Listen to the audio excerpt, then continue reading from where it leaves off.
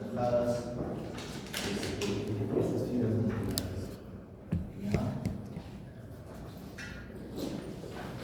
Tenemos el amlodipino, el nifedipino, el caripino, verapamilo y dipiroceno. ¿Qué efectos vasculares tienen los planos canales de calcio en los vasos, produciendo vasodilatación? Y además inducen a la vasodilatación coronal, es decir, mejoran el aporte de oxígeno. ¿Qué efectos cardíacos tienen? Disminuye el gasto cardíaco, la frecuencia cardíaca, la contracción y la contractividad.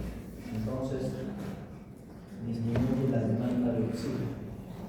Entonces, efectos vasculares, vasodilatación, efectos cardíacos, disminución del gasto, disminución de la frecuencia cardíaca, contracción y contractividad.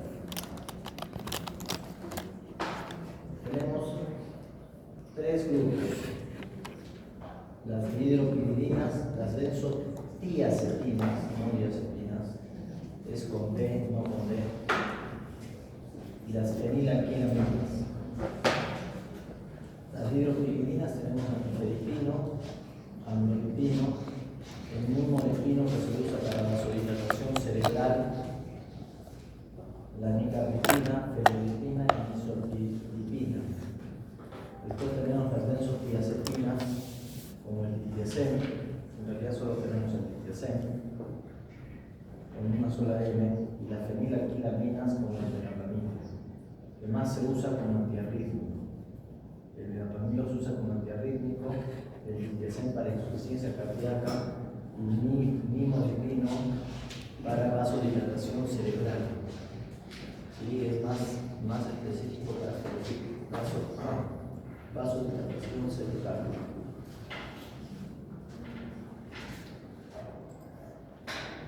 ¿Cuál es el mecanismo de acción? La vasodilatación baja el hematropismo en el músculo cardíaco, disminuye el cronotropismo y disminuye la contractibilidad en el músculo cardíaco.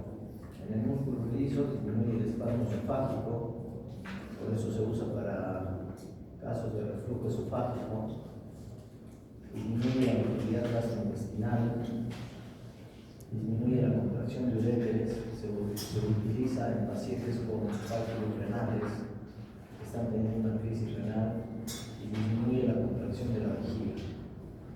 Entonces tiene acciones sobre el músculo cardíaco y sobre el músculo liso general. ¿Sí? Cardíaco, vasodilatación, inotropismo, cronotropismo, conductividad disminuidas. Y en el músculo liso y otros órganos produce disminución del espasmo esofágico, ¿ya? Disminución de la motilidad gastrointestinal, disminución de la contracción de los uréteres y disminución de la contracción de la vejiga. ¿Qué contraindicaciones tiene?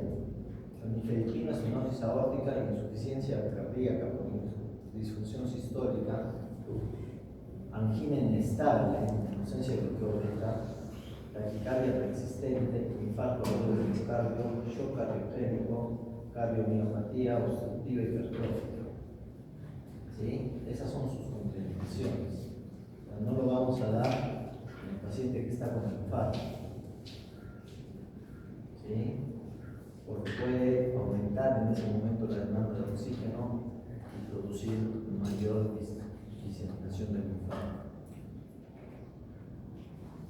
El verapamilo, en enfermedad del nodo sinusal, bloqueo de segundo y tercer grado, bradicardia severa, insuficiencia cardíaca, taquicardia ventricular con URS amplio, síndrome de Wolff-Parkinson-White complicado por fibrilación auricular.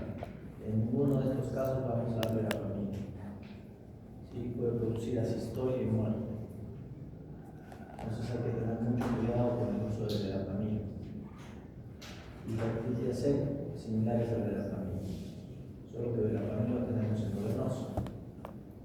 Entonces se usa para algunas arritmias, ¿ya? Que no sean de complejo ancho, que no tengan bradicardia, ¿sí? Que no haya un bloqueo del segundo o del tercer grado, y que no haya sobre todo Wolff-Parkinson-White. puntual puede producir asistolia y muerte. Yo he visto un paciente, un chico de 17 años, que vino con una taquicardia de complejo angosto y le pusieron melamina, hizo paro muerto y se murió. 17 años. No se veía bien por la velocidad, no se veía bien el buen Parkinson White. Entonces se confundieron y le dieron melamina. Como era complejo angosto, se podía dar. Entonces, mi recomendación es que en algunas taquicardias de complejo angosto, cuando tienen taquicardia de complejo angosto, su última opción debe ser el melamina. Tienen otras opciones como amiodarona, como la descarga, como adenosina, tienen otras opciones. La última opción debe ser el melamina. ¿Ya? Y tercer punto, tenemos, si se dan cuenta, los inhibidores de los canales de calcio tienen más contraindicaciones que indicaciones. ¿Ya? Así que el infarto no los usen en arritmias con complejo angosto, si no saben bien la causa, si ya tienen determinada y diagnosticada la arritmia, por ejemplo, así viene una taquicardia supraventricular paroxística ya diagnosticada, entonces ellos pueden dar melamina. Pero si no está diagnosticada, si la primera vez que viene no tiene un diagnóstico claro, no le den melamina porque puede ser un buen Parkinson White y ahí van a estar en problemas. Sobre todo el paciente va a estar en problemas. Se puede morir. Bien, los beta blockers son el tratamiento de primera línea en angina estable crónica de esfuerzo. ¿Sí? En angina estable son los de primera línea. Mejoran la tolerancia al ejercicio, alivian los síntomas, reducen la gravedad y la frecuencia de las crisis de angina y aumentan el umbral anginoso. Es como que anestesiaran un poquito al corazón. ¿Ya? Como el atenolol que bloquea los receptores beta-adrenérgicos en el corazón y en consecuencia reduce la frecuencia cardíaca, la contractibilidad miocárdica y el consumo de oxígeno, sobre todo durante el ejercicio. ¿Sí? Generalmente los receptores están en el corazón, en los pulmones, en el riñón. Tenemos el atenolol, el metoprolol y el propanolol, que son no selectivos. ¿Sí? Bloqueo alfa-1 en vasos y secreción de un óxido nítrico y producen vasodilatación. ¿Sí? Bloquean beta-1 en corazón, disminuyendo el gasto cardíaco por disminución de la frecuencia cardíaca y la contractibilidad cardíaca. Entonces mejoran el aporte de oxígeno y disminuyen la demanda de oxígeno. ¿Ya? Es importante tenerlos en cuenta. Bloqueadores beta-adrenérgicos, tenemos el atenolol, el acebutolol, el metoprolol, el propanolol. Estos son no selectivos. ¿Sí? Tabletas de 25 a 100 miligramos viene el atenolol, el acebutolol de cápsulas de 200 a 400 miligramos, el metoprolol de 50 a 100 miligramos, el propanolol de 10 a 40 miligramos. ¿Ya? Contraindicaciones: asma bronquial, angina vasospástica, EPOC, insuficiencia cardíaca. Sobre todo los no selectivos. Después tenemos selectivos como el carvedilol, el bisoprolol, el nevidolol, que además libera óxido nítrico. ¿Sí? Entonces, en estos selectivos son más utilizados para el corazón, para problemas cardíacos y para insuficiencia cardíaca congestiva. ¿Ya? ¿Qué efectos colaterales tienen? Hipotensión y bochorno, cefalgia. Los beta bloqueadores es nula, los nitratos es alta, el mifeprino y el carripino alta y tiacina y verapamina moderada. disfunción del ventrículo izquierdo, los beta bloqueadores es moderada, los nitratos no tienen disfunción del ventrículo, ya sea moderada, leve, ni felipino, ni caripino, ni verapamilo, nada. Bradicardia y bloqueo AB, los beta bloqueadores producen bradicardia y pueden producir bloqueo cuando se da sobredosis. Hay pacientes que se olvidan de que han tomado la pastillita y la vuelven a tomar. ¿Sí? Entonces vienen con bloqueos AB.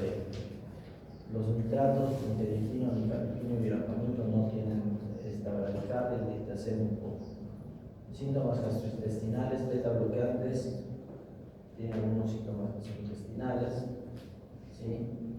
Nitratos de dictasen, interleucino, nicaripino y verapamilo no tienen síntomas gastrointestinales. Sin embargo, el nifedipino se usa para crisis de litiasis renal, que es refractaria a analgésicos normales, y se usa para enfermedad por reflujo gastroesofágico. ¿Sí? Y los espasmos, los beta bloqueadores, tres cruces, sobre todo los no selectivos. ¿Sí? Sobre todo los no selectivos tienen una alta incidencia de broncoespasmo.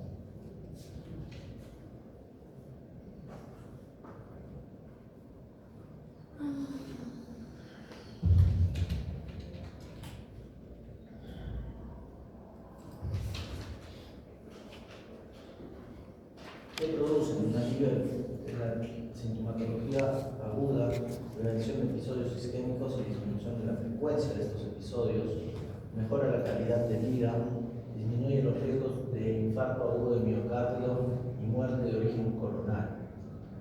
¿Sí? Vamos a usar beta-bloqueantes, nitratos, estatinas, antiagregantes, pueden ser calcioantagonistas si no está con el infarto u otros. Después vamos a tener la trimetazidina, ¿sí? Que va a mejorar la tolerancia al ejercicio y puede ser útil en pacientes con falla cardíaca y tiene contraindicación al uso de digitales, como el diacético. Y tenemos la ibabradina, que tiene un efecto cronotrópico negativo sin afectar el inotropismo. O sea, actúa como los beta bloqueantes, pero no actúa sobre la contracción miocárdica, que sí actúan los beta bloqueantes, ni la presión arterial, por lo que se puede usar en pacientes con taquiarritmias o falla cardíaca concomitante. ¿Sí? Solo que es muy caro. Hay acá en el Perú, ya entró hace más o menos 4 o 5 años la ibabradina. ¿Ya? Entonces, resumiendo, el mecanismo general de los fármacos antianginosos es reducir la frecuencia cardíaca, reducir la resistencia coronaria, ¿sí? Reducir la contractibilidad, pueden reducir la presión arterial sistólica y el volumen del ventrículo izquierdo. Todo esto disminuye la tensión parietal. Acá, en disminuyendo la resistencia coronaria, disminuimos el flujo coronario. Sí, acá actúan los nitratos, beta blockers,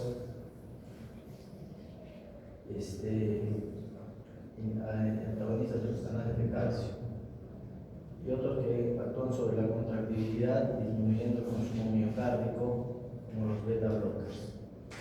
¿Sí? Entonces es sencillo, tenemos 3 tipos de antianginosos: los nitratos, los inhibidores de canales de calcio, que no nos sirven mucho porque tienen muchas contraindicaciones, y los calcio y los beta bloqueantes, ¿sí? Que son lo de elección. Los nitratos y los beta bloqueantes se pueden usar concomitantemente, ¿sí? Habíamos visto que los nitratos tienen algunas contraindicaciones, como el uso concomitante de los inhibidores de la fosfodiesterasa, como infartos del ventrículo derecho o cara inferior, o pacientes con bradicardias o taquicardias o hipotensión. ¿Ya? Entonces, Tratamiento de la angina. Si la sintomatología es ocasional, nitroglicina sublingual y isosorbide sublingual durante la angina. Previsible, igual durante la actividad física.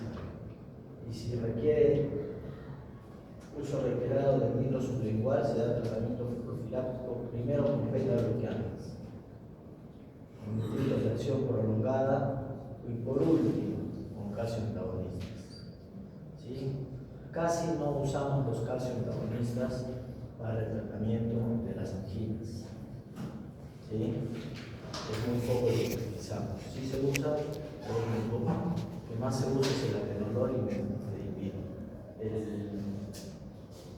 amlodipino y el nifedipino. ¿Ya? Bien. En los parámetros hemodinámicos, esos son los diferentes efectos de los fármacos antianginosos. ¿Sí? Parámetros hemodinámicos disminuyen los parámetros hemodinámicos, los beta blockers no cardioselectivos y cardioselectivos disminuyen la presión arterial, la frecuencia cardíaca y la contractibilidad miocárdica. ¿Ya? Los que tienen acción vasodilatadora como el nebivolol van a disminuir la resistencia vascular periférica, el nebivolol, porque libera óxido nítrico. ¿Ya?